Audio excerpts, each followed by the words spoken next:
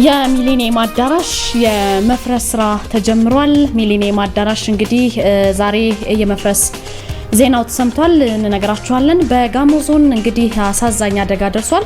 ከትላንትና ጀምሮ ከፍተኛ የሆነ የሚዲያ ሽፋንም ያገኘ ነው። በዚህ በደረሰ የመሬት መንሸራተትና የጎርፍ አደጋ የሟቾች ቁጥር ይሄ ዜና እስከተጠናከረበት ሰዓት ድረስ 48 ሰዎች ሞተዋል። 95 ሰዎች ደግሞ እስካሁን የገቡበት አልታወቀም ማለት ነው።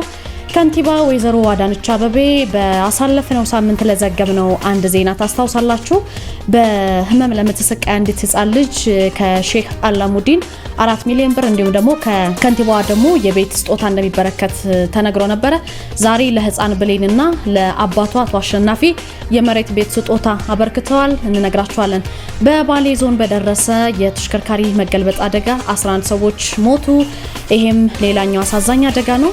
ናፍጣ 185 ብር ተደርጓል። የገንዘብ ሚኒስቴር ያወጣው መግለጫ በዛሬ መረጃችን በመጨረሻው እንነግራችኋለን። እንደምንውላችኋል። ይህ አሃዱ ኒውስ ኤንድ ፖለቲክስ ነው። ለዛሬ ለመጋቢት 2 ስለተረቡ የያዝናቸው መረጃዎች ለእናንተ ወደ ቤተሰቦቻችን እናደርሳለን። ዜናዎችን አዘጋጅቼ ደግሞ ማቀርብላችሁ ናርዶስ አለማየሁ ነኝ። በቀጥታ ወደ መረጃዎቹ እንሸጋገር። ምስራች የዲፕሎማት ሰፈር በሆነው በቡልጋሪያ ከቴምር ሪል ስቴት የተሰጠ ገጸ በረከት በአፍሪካ ህብረት አቅራቢያ እጅግ ዘመናዊ ኮምፓውንድ አፓርትመንት ቤቶችንና የንግድ ሱቆችን ከ20% ቅድመ ክፍያ ጀምሮ በማይታመን ዋጋ እንሆ ከ30% እውነተኛ ቅናሽ ጋር ስቱዲዮ 44 ካሬ 3.5 ሚሊዮን ብር፣ ባለ 1 መኝታ 67 ካሬ 5.4 ሚሊዮን ብር፣ ባለ 2 መኝታ 98 ካሬ 7.8 ሚሊዮን ብር እንዲሁም ባለ 3 መኝታ 127 ካሬ 10 ሚሊዮን 200 ሺህ ብር። የንግድ ሱቆችን ከ900 ሺህ ብር ቅድመ ክፍያ ጀምሮ ይዘንልዎት መጥተናል። ለውስን ቤቶች የ10% ቅናሽ ያዘጋጀን መሆኑን እንገልጻለን። ለበለጠ መረጃና ለሳይት ጉብኝት 0933 23 31 13 ይደውሉ።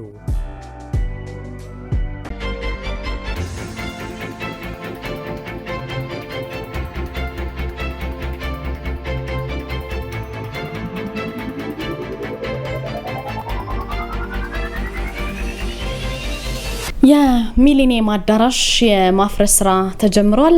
ባለፉት 18 ዓመታት እንግዲህ በኢትዮጵያ በጣም ግዙፍና ሀገራዊ ዓለም አቀፋዊ ኩነቶች ሲያስተናግድ የቆየው ሚሊኒየም አዳራሽ በሚድሮክ ኢንቨስትመንት ግሩፕ ለታቀደው ሰፊ የመልሶ ግንባታና የማስፋፊያ ስራ እንዲመች የማፍረስ ሂደት መጀመሩን ነው የተመላከተው ማለት ነውና ይሄ ታላቅ የአዳራሽ እድሳትና የማስፋፊያ ፕሮጀክት በዋነኝነት ኢትዮጵያ ለምታስተናግደው 32ኛው የዓለም የአየር ንብረት ለውጥ ጉባኤም ኮፕ 32 ዝግጅት አካል ነው። በቦታው ላይ እንግዲህ ሞክሲ ባይ ማሪዮት የተሰኘ ግዙፍና ዘመናዊ ሆቴል እንደሚገነባ ነው የወጡ መረጃዎች የሚያሳዩት። እንግዲህ በዚያስ አርኪቴክቸር የተነደፈው ይህ የመልሶ ግንባታ ፕሮጀክት ከመሬት በታች ሰፊ የሆነ የመኪና ማቆሚያ፣ የላቀ ቴክኖሎጂና የተሻሻለ የእግረኞች ፍሰትን ያካተተ ነው ተብሏል። የአዳራሹን የማስተናገድ አቅምና ዘመናዊነት ደግሞ ይበልጥ ለማሳደግ ተጨማሪ ጎብኚዎችን ለመሳብ ያለመ መሆኑ ተጠቁሟል።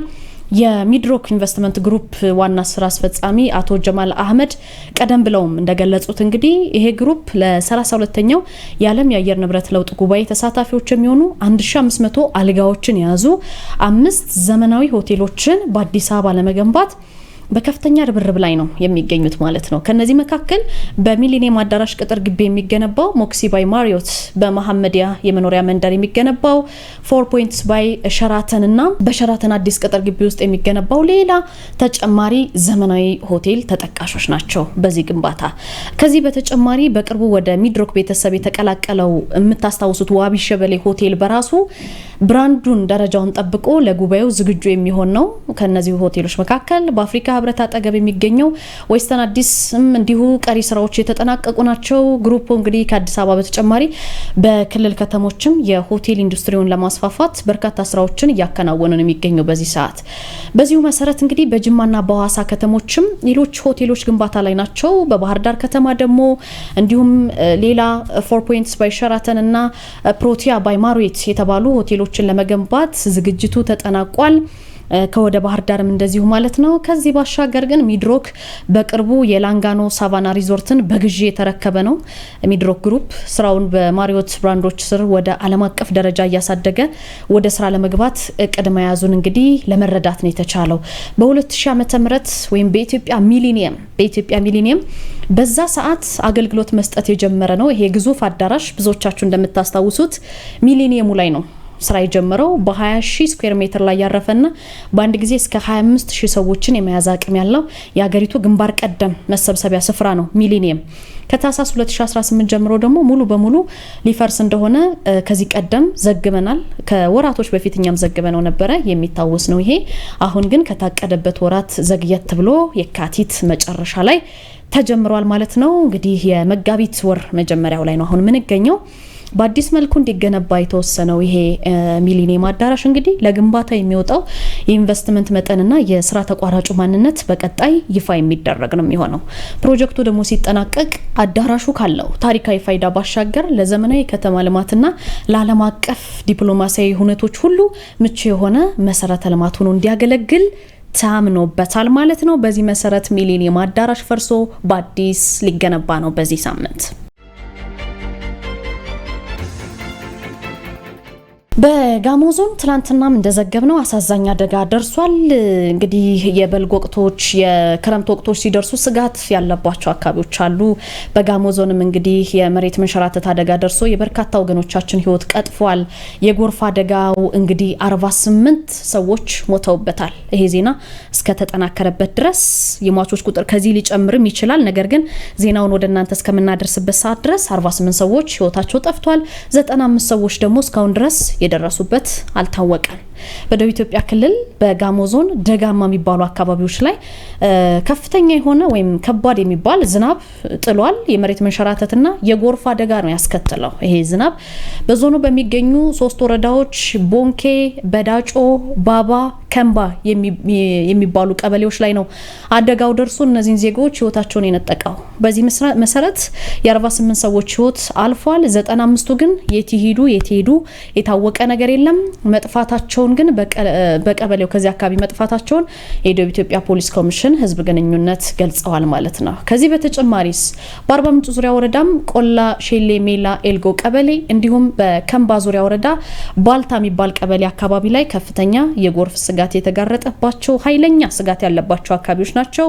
በዛ አካባቢ የሚኖር የህብረተሰብ ክፍል ጥንቃቄ ሊያደርግ እንደሚገባም መልእክት ተላልፏል። እዛ አካባቢ የምትገኙ ሰዎች መረጃው የሚደርሳችሁ ሁሉ ጥንቃቄ እንድታደርጉ መልእክት ተላልፎላችኋል። የአደጋው ሁኔታ እየተባባሰ ነው ሲሉም ነው የሟቾች ቁጥር ሊጨምር እንደሚችል የተመላከተው። 48 ሰዎች በዚህ የተፈጥሮ አደጋ ህይወታቸው አልፏል። ከንቲባ አዳነች አቤቤ ባሳለፍነው ጊዜ በዜናችን ብዙዎቻችሁ ቤተሰቦቻችን ካስታወሳችሁ አሃዱ ኒውስ ኤንድ ፖለቲክስ የዩቲዩብ ቻናላችን ላይ አስተላልፈን ነበር መልእክቱን። ከሼክ አላሙዲን 4 ሚሊዮን ብር እንዲሁም ደግሞ ከወይዘሮ አዳነች አቤቤ ደግሞ የቤት ስጦታ እንደሚበረከት ባሳለፍነው ጊዜ ዘግበን ነበረ። እንግዲህ ከንቲባዋ ዛሬ በአካል ተገኝተው ስጦታውን በምትመለከቱት መልኩ ለዚች ለታማሚዋ ህፃንና ቤተሰቦች አበርክተውላቸዋል። በችግር ቀን ደራሽ ወገን ነው እንዲሉ እንግዲህ አዲስ አበባ ከተማ አስተዳደር ከንቲባ ወይዘሮ አዳነች አቤቤ ለአመታት ባልጋ ቁራኝነት በልጅነቷ ባልጋ ቁራኛነት ስትሰቃይ ለቆየችው ህፃን ብሌን አሸናፊ ለተባለች ልጅና ለቤተሰቦቿ አዲስ የመኖሪያ ቤት ቁልፍ በዚህ መልኩ አስረክበዋል። ላለፉት 10 አመታት ነው ባንጎል ውስጥ ውሃ መከማቸት ህመም ስትሰቃይ የቆየችው ይች ህፃን የምትኖርበት ቤት ለሕክምናዋም ሆነ ለእንቅስቃሴዋ ለኑሮዋም ጭምር አስቸጋሪ የነበረ ቤት ውስጥ ነው ይኖሩ የነበረው። ከንቲባዋ እንግዲህ የቤተሰቡን ሁኔታ በአካል ተገኝተው ከተመለከቱ በኋላ ባሳለፍነው ጊዜ ህፃኗ ተገቢውን የፊዚዮቴራፒ ህክምና እንድታገኝ የተሻለ ህይወትም ደግሞ እንዲኖራት አዲስ መኖሪያ ቤት በምትመለከቱት መልኩ ተሰጥቷቸዋል። ዛሬ ቤት ተረክበዋል ከወይዘሮ ከንቲባ አዳነች አቤቤ። ዛሬ ደግሞ ያ ቃል ወደ ተግባር ተቀይሮ የቤት ርክክቡ ተፈጸመ።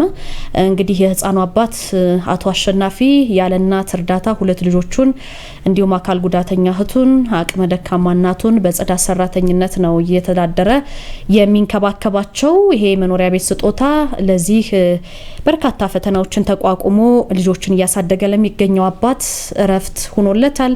ለልጆቹም ብሩህ ተስፋ ይዞ የመጣ ነው የተባለው። በዛሬው ዕለት የቤት ስጦታ ተበርክቶላቸዋል። ወደ ትራፊክ አደጋ መጣን። በባሌ ዞን አንድ የተሽከርካሪ አደጋ ተከስቶ ነበረ። ይሄ አደጋ 11 ሰዎችን ህይወት ቀጥፏል። ሁሌም እንደሚባለው ፍጥነትን ቀንሶ ማሽከርከር ከህይወት መቀጠፍ ያድነናል። በኦሮሚያ ክልል እንግዲህ ባሌ ዞን ከበርበሬ ወደ ሮቤ ከተማ ሲጓዝ ነበረ። የህዝብ ማመላለሻው እንግዲህ ጎባ ወረዳ ዋቾ የሚባል ቀበሌ አካባቢ ላይ ተገለበጠ። መኪናው እንደተገለበጠ የ11 ሰዎች ህይወት አልፏል ማለት ነው። ይሄንን ያለው የኦሮሚያ ክልል ፖሊስ ነው። የባሌ ዞን እንግዲህ ፖሊስ ዋና መምሪያ እንደተናገሩት ከሆነ ትላንትና ነው መጋቢት 1 ቀን ከረፋዱ 5 ሰዓት ከ20 ላይ የተሽከርካሪ አደጋው የደረሰው። በዚህ የተሽከርካሪ አደጋ በ11 ሰዎች ላይ የሞት አደጋ አጋጥሟል። መነሻውን እንግዲህ ከበርበሬ ነው ያደረገው። አይሱዙ ቅጥቅጥ ነው፣ የህዝብ ማመላለሻ ነው። 29 ተሳፋሪዎችን ይዞ ነው በጣም ሲበር የነበረው። እንግዲህ የዚህ ቦታ ላይ ቀደም ሲል በገለጽኩት ጎባ ወረዳ ዋቾ የተባለ ስፍራ ላይ መንገዱን ስቶ በመገልበጡ ነው ወዲያውኑ እነዚህ ሰዎች የሞቱት። በቅጽበት ግን ከሞቱት ወይም ደግሞ አደጋው እንደተከሰተ ወደ ሆስፒታል እንኳን ሳይደርሱ የሞቱት 7 ወንድና 4 ሴት ሰዎች ናቸው። በአጠቃላይ ሲደመር 11 ሰዎች ናቸው ህይወታቸውን ያጡት። በአደጋው 8 ወንዶችና 4 ሴቶች ከባድና ቀላል የሚባል የአካል ጉዳት ወይም የአካል መጉደል ደርሶባቸዋል።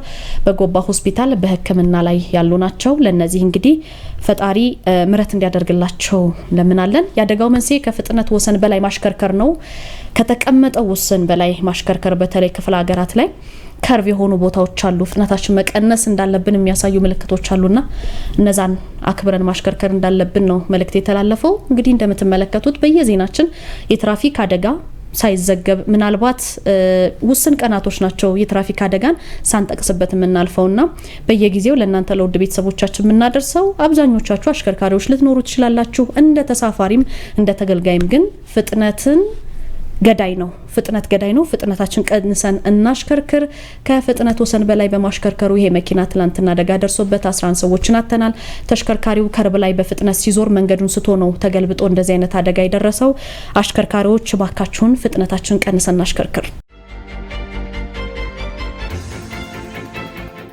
ወደ ናፍጣ መረጃ ስንመጣ የቀጥታ ተጠቃሚዎች የ1 ሊትር ናፍጣ ዋጋ 185 ብር ተደርጓል ብሏል ገንዘብ ሚኒስትር። ትላንትና በነዳጅ ላይ የተጨመረው ጭማሪ ዝቅተኛ ነው ሲል የገንዘብ ሚኒስትሩ አህመድ ሺዴ ተናግሯል ማለት ነው። ሚኒስትሩ በሰጡት መግለጫ በመካከለኛው ምስራቅ ባለው ጦርነት የተነሳ የነዳጅ አቅርቦት ከፍተኛ መስተጓጎል ገጥሞታል ነው የተባለው። ሁሉም እንግዲህ አሁን ላይ ዓለም ላይ የነዳጅ ዋጋ በከፍተኛ ሁኔታ መጨመሩን ገልጸዋል። ሚኒስትሩ እንግዲህ ምንም እንኳን የዓለም ነዳጅ ዋጋ ከፍተኛ ጭማሪ ቢሆንም የኢትዮጵያ መንግስት አሁንም ነዳጅን በከፍተኛ ድጎማ ነው ለህብረተሰቡ ያቀረበ ያለው ብለዋል። ትላንት የነዳጅ ዋጋ ላይ መጠነኛ ያሉት ማሻሻያ መደረጉንም አመላክተዋል። ቤንዚን በሊትር 132 ብር ከ18 ሳንቲም፣ ነጭ ናፍጣ 139 ብር ከ84 ሳንቲም መደረጉን ራሱ የገንዘብ ሚኒስትር ነው የገለጸው። ይሄ መጠነኛ የዋጋ ማሻሻያ ነው ሲሉም ተደምጠዋል። እሳቸው ለመጀመሪያ ጊዜ የቀጥታ የናፍጣ ተጠቃሚ አካላት፣ ፕሮጀክቶች፣ ኩባንያዎች፣ የማዕድን ወይም የፋብሪካዎች ሊሆኑ ይችላሉ። እነዚህ ኩባንያዎች ሌሎች በልዩ መልኩ ናፍጣ የሚቀርብላቸው የቀጥታ ተጠቃሚዎች የ1 ሊትር ናፍጣ ዋጋ 185 ብር መደረጉን አሳውቀዋል። ይሄን የዋጋ ጭማሪ ከጦርነቱ በፊት ከነበረው የዓለም አቀፍ ዋጋ ቢነጻጸር ለምሳሌ ቤንዚን የቀድሞ ዋጋው 129 ብር ነበረ። ከጦርነቱ በፊት በነበረው ዓለም አቀፍ ዋጋ ወደ ህብረተሰቡ ቢተላለፍ ኢትዮጵያ ጅቡቲ ላይ በምትረከበው በ157 ብር መሆን ይገባው ነበረ። በ157 ብር ከ89 ሳንቲም መሆን ይገባው ነበረ።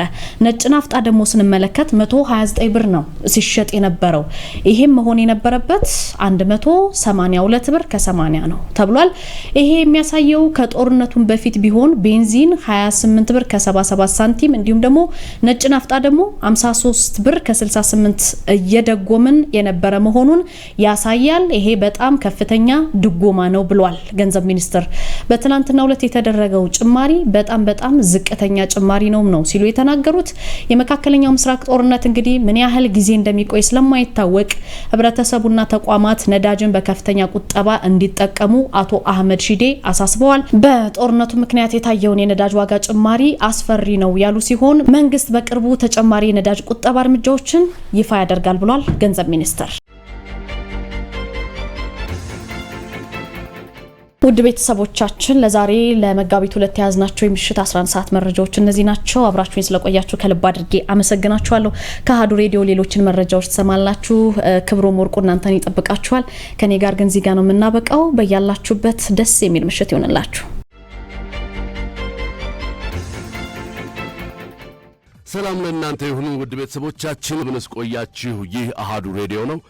የመጋቢት 2 ቀን 2018 ዓ.ም የዕለተ ረቡዕ አሃዱ ልሳን ማለዳችን ቀጥሏል። አሁን ዓለም ስራ ዘውዱ የቴክኒክ አጋር ነች። ህይወቴ ጌትነት ማለዳውን እያስፈጸመችና የእናንተን ውድ ቤተሰቦቻችን መልእክቶች እያስተናገደች ትገኛለች። ክብሮም ወርቁ ልሳኑን እመራለሁ።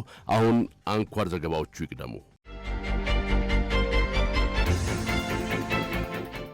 በክልሎች ከሚንቀሳቀሱ የፖለቲካ ፓርቲዎች መካከል ጎጎትና ኦፌኮ ለሰባተኛው ጠቅላላ ምርጫ እየተዘጋጁ እንደሆኑ ገለጹ።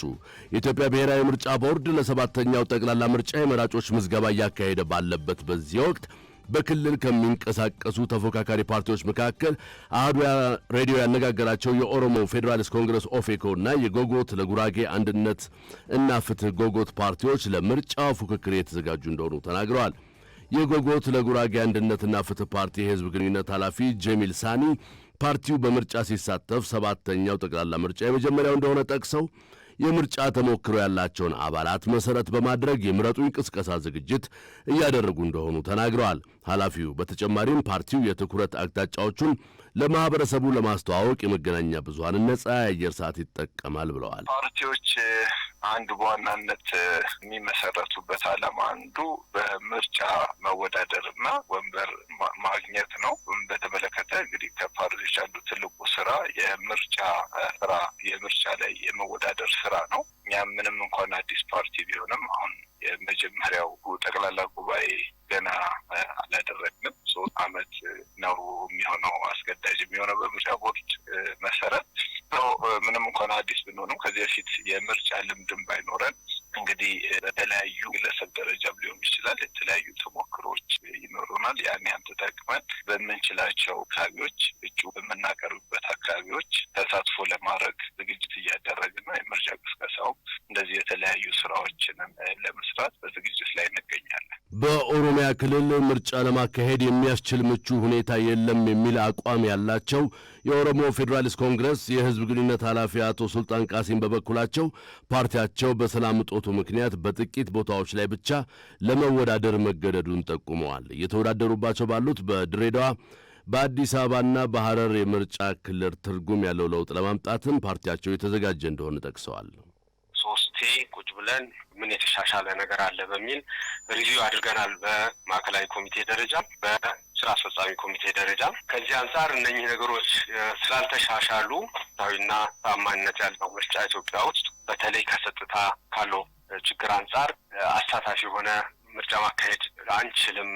ለፈ ደግሞ መራጮችን ለመመዝገብ የጸጥታ ሁኔታ ያልተሟላባቸው ቦታዎች በጣም ብዙ ናቸው። ከፍተኛ ግጭት እና ጦርነት ስላለ በዚህ ሁኔታ ውስጥ ምን ማስተማመኛ ይዤ ህይወቴን አደጋ ላይ ልጥል የምችልበት ሁኔታ ስለሚፈጠር ምን ማስተማመኛ አለኝ ሄጄ በዛ በእውነት ለመወዳደር ቅስቀሳ ለማድረግ እና በነጻነት ሚዲያም ገብቶ አስፈላጊውን እገዛ ለማድረግ እጅግ በጣም አስቸጋሪ ነው።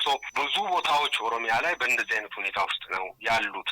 ሚኒመም ነገር ባልተሟላበት ሁኔታ ተፉ አንድ ህዝብንም አደጋ ላይ መጣል የሚሆነውንም የኢትዮጵያ ብሔራዊ ምርጫ ቦርድ በበኩሉ ምርጫው ሰላማዊና ፍትሃዊ እንዲሆን ዝግጅቶችን እያጠናቀቀ መሆኑን ቢገልጽም በጸጥታ ስጋት ምክንያት ምዝገባ ያልተጀመረባቸው አካባቢዎች ያለውን የፓርቲዎች ስጋት ሚዛናዊ በሆነ መልኩ ለመፍታት የጸጥታ አካላትን ድጋፍ እንደሚሻ ቀደም ሲል መግለጹ ይታወሳል። የመካከለኛው ምስራቅ ግጭት የኢትዮጵያን የወጪ ንግድ ገቢ እየቀነሰው እንደሆነ ተገለጸ። በመካከለኛው ምስራቅ እየተባባሰ የመጣው ግጭት ኢትዮጵያ ከወጪ ንግድ የምታገኘውን የውጭ ምንዛሬ መጠን እየቀነሰው እንደሚገኝ የተናገሩት የምጣኔ ሀብት ባለሙያዎች ናቸው። በባህር ላይ የንግድ መስመሮች ደህንነት መጓደልና በዋና ዋና የንግድ አጋር ሀገራት ላይ የተፈጠረው አለመረጋጋት ለሀገሪቱ የውጭ ንግድ እንቅፋት እንደሚሆን ተመላክቷል። የምጣኔ ሀብት ባለሙያው አቶ አዱኛ ኢቴቻ ኢትዮጵያ በዋናነት ወደ መካከለኛው ምስራቅ የምትልካቸው የቅባት እህሎች፣ ጥራጥሬዎች፣ የቀጥታ እንስሳት ስጋ፣ የቆዳና የጨርቃ ጨርቅ ምርቶች በግጭቱ ምክንያት ለገበያ መድረስ ባለመቻላቸው ከፍተኛ የውጭ ምንዛሬ እያጣች መሆኑን ገልጸዋል። እንደ ሳውዲ አረቢያና የተባበሩት አረብ ኤምሬቶች ባሉ ሀገራት የተፈጠረው አለመረጋጋት በላኪዎች ላይ ቀጥተኛ ኪሳራ እያስከተለ ስለመሆኑም አክለዋል። ብዙዎቹ መዳረሻቸው እዛ ስለሆነ በጣም ከባድ ነገር ነው። ከባድ ተጽዕኖ ነው የሚያሳድረው። ባይዘው ስፔሻሊ ቡና ላይ፣ ሌላው የአግሪካልቸራል ምርቶች ላይ ትልቅ ተጽዕኖ ነው የሚያሳድረው እና አማራጭ ማርኬቶቹን መከተል ወሳኝ ነው። አማራጭ አካሄዶቹን መሄድ ነው። አማራጮቹም ደግሞ ወዴት ናቸው የሚልም እሱም አስቸጋሪ ነው። ወደ አሜሪካ፣ ወደ ውስጥ አፍሪካ ውስጥ የነጻ ገበያ የሚባል ነገር አለ አይደል? ሀገር በርስ የሚገበያዩት ነገር እነሱ ጋር አማራጭ መፈለግ፣ ወደ አውሮፓ በዲፕሎማሲ ነገር ያስፈልጋል፣ ማሳደጥ ያስፈልጋል። ውስጥ አፍሪካ ላይ መመልከት፣ አውሮፓ ማየት ያስፈልጋል። እንደ አፍሪካ ነው መታየት ያለበት፣ ውስጥ አፍሪካ ላይ ነው አሁን ግብይቱ መደረግ ያለበት። ብዙ አማራጭ በጣም ሰፊ ኤሪያውን ስለሚይዝ፣ ሰፊው አካባቢ ስለሚይዝ በጣም ኃይለኛ ተጽዕኖ ነው የሚያሳድረው። ሌላኛው የምጣኔ ሀብት ባለሙያ አቶ ፋሲል ጣሰው በበኩላቸው በጦርነቱ ምክንያት የባህር ላይ የንግድ መስመሮች ደህንነት በመደፍረሱ መርከቦች ምርቶችን በወቅቱ ማጓጓዝ እንዳልቻሉ አስረድተዋል። የምዕራባውያን ሀገራትም በጦርነቱ በመጠመዳቸው ለምርት ግዢ የሚሰጡትን ትኩረት መቀነሳቸውም ተጠቅሷል። የኛ መተዳደሪያው እንደሚታወቀው ግብርና ነው።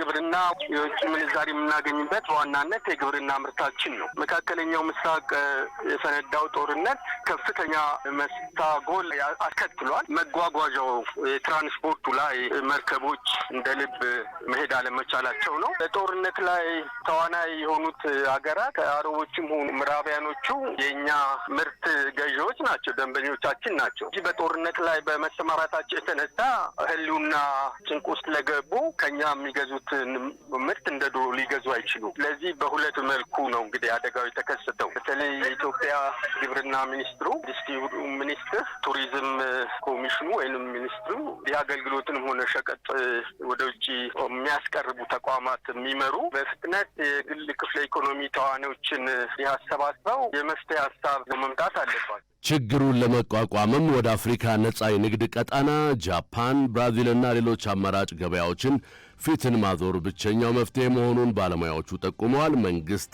ጉዳት ለደረሰባቸው ላኪዎች የባንክ ብድር ማራዘሚያና የታክስ እፎይታ እንዲሰጥ እንዲሁም ወደ ውጭ መላክ ያልቻሉ ምርቶች በሀገር ውስጥ ኢንዱስትሪዎች እንደ ግብዓት እንዲውሉ የገበያ ትስስር መፍጠር እንደሚገባም አሳስበዋል።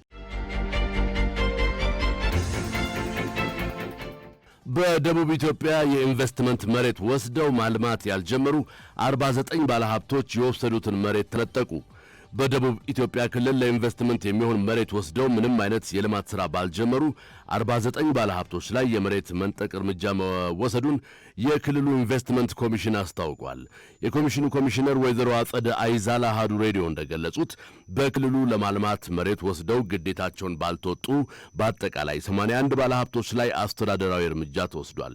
በዚህም መሠረት 49 ባለሀብቶች የወሰዱት መሬት እንዲነጠቅ የተደረገ ሲሆን ቀሪዎቹ 32 ባለሀብቶች ደግሞ የጽሑፍ ማስጠንቀቂያ ተሰጥቷቸዋል ተብሏል። 81ዱ ላይ 49 አካባቢ ነው ያለው የተነጠቀው። ሌላው ማስጠንቀቂያ አንድ ላይ ነው። ማስጠንቀቂያውና የነጠቅነው አንድ ላይ ነው። ወደ 81 በሰሮች ላይ ነው። ከዛ ውጪ ወደ 13500 ሄክታር የሚሆን መሬት ወደ መንግስት ባንክ ወደ መሬት ባንክ ገብቷል። ከነዚህ የተነጠቀ ይሄ ደግሞ በእኛ አሰራር 6 ወር ድረስ ሙሉ በሙሉ ነጻ አድርገን ለሌላ አልሚ ባለሀብት ነው የምንሰጠው። ስለዚህ በዚህ ዓመት እንደዛ ያን ያህሉን ነው እርምጃ የወሰድነው፣ ግን አሁንም አጠናክረን ቀጥለናል። እንደ ኮሚሽነሯ ገለጻ በእርምጃው የተነጠቀው 13500 ሄክታር መሬት ወደ መሬት ባንክ እንዲመለስ ተደርጓል። ይሄ የተመለሰ መሬትም በክልሉ ለሚያለሙ ሌሎች ባለሀብቶች እንደሚተላለፍ ነው የተጠቆመው። በአሁኑ ወቅት በክልሉ 1800 ባለሀብቶች በተለያዩ የሥራ መስኮች ላይ ተሰማርተው የሚገኙ ሲሆኑ በተያዘው በጀት ዓመት ብቻ 10.5 ቢሊዮን ብር ካፒታል ያስመዘገቡ 226 አዳዲስ ፕሮጀክቶች የኢንቨስትመንት ፈቃድ ወስደው ወደ ሥራ መግባታቸውን ወይዘሮ አጸዳ አብራርተዋል። ኮሚሽነሯ ባለሀብቶች ክልሉ ላይ ኢንቨስት እንዲያደርጉም ጥሪ አቅርበዋል። መሬታቸው የተነጠቀባቸው ባለሀብቶች በወሰዱት መሬት ላይ ሥራ ያልጀመሩባቸው ምክንያቶች ግን አልተጠቀሱም። በኬንያ በደረሰው የጎርፍ አደጋ የሟቾች ቁጥር ወደ 49 አሻቀበ።